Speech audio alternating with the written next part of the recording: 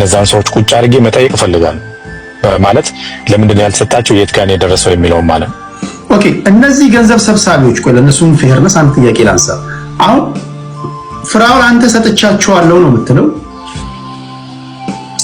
እነሱ ደግሞ ፍራውን አልሰጠንም የሚል ነገር ያነሳሉና አንተ በእርግጠኝነት ቃል የገባውን ገንዘብ ለነዚህ ሰዎች ስለመስጠት ምንድነው ማስረጃው?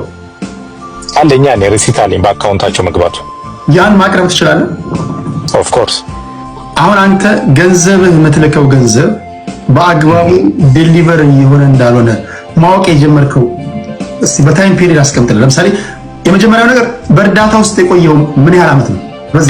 ከ2021 ጀምሮ ነው። ካለፈው 1 ዓመት ወዲህ አሁን መጠርጠር ከጀመርክ ወዲህ ምን ያህል ብር ይሆናል ከፍተኛ ብር የረዳኸው? በእንትን ያለ ነው በደረሰኝ ያለ ነው። በዓመተ ምህረቱ አመጣልሃለሁ $100,000 ነው ካሽ $100,000 $107,000 አሁን ጥርጣሬ ከፈጠረብህ ቀን አንስቶ አሁን በቲክቶክ ዓለም ጠፋለሁ እስካልክበት ጊዜ ድረስ $107,000 ከአካውንት ተረድተሃል። ልክልሃለሁ ደረሰኝ። ይሄ እንትን አይደለም የምነግርህ ቀጥታ ከኔ ከራሴ ፐርሰናል አካውንት እየወጣ የባንክ ስቴትመንቱን በሰዎቹ ስም የተላከውን ልክልሃለሁ። ከዛሬ ውጪ በምንም ነገር መልስ አልሰጥም። ኦሬዲ ቲክታክ ዘግቻለሁ። አምና ገነባክ ኢንቨስቲጌት አድርጌ ስደርስበት ሰዎቹን በአካል በህግም ነው የምጠይቃቸው። በህግ ደረጃ ነው የምጠይቃቸው። ዝም ብዬ እንደዚህ አይደለም፣ እንደዚህ ቀለል አድርጌ አይደለም አልፈው። ምክንያቱም የላኩት ገንዘብ የራሴ ገንዘብ ስለሆነ ለነዛ ካልደረሰ ይቅርታ ጠይቀው ለሌሎቹ እንዲሰጡ የተቀነሰ ገንዘብ ተደምሮ ይሄን አክል ገንዘብ እናንተ ጋር አለ ብዬ እንትን እንዲል ዲቴል ከሄድኩኝ ብዙ ነገር ነው የሚሄደው።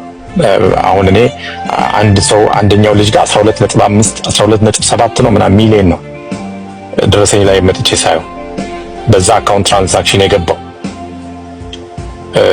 12,700,000 ምናምን። አንደኛው ጋር ወደ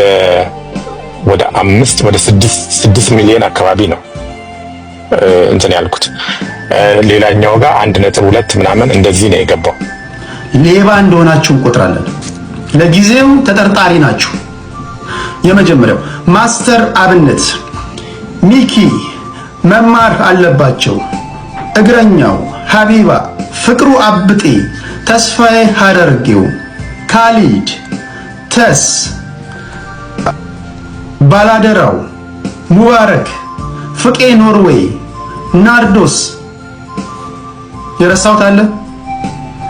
እናንተ በሙሉ አለን የምትሉትን መከራከሪያዎቻችሁና ሰነዶቻችሁን ወይም ደግሞ ግልጸኝነታችሁን ሐቀኝነታችሁን ሊያሳይ የሚችል ማንኛውንም ዶክመንት ይሄ ማስታወቂያ ከተነገረበት ቀን ጀምሮ ቦታውና ስፍራው እስኪለይ ድረስ እያዘጋጃችሁ ትጠብቃላችሁ።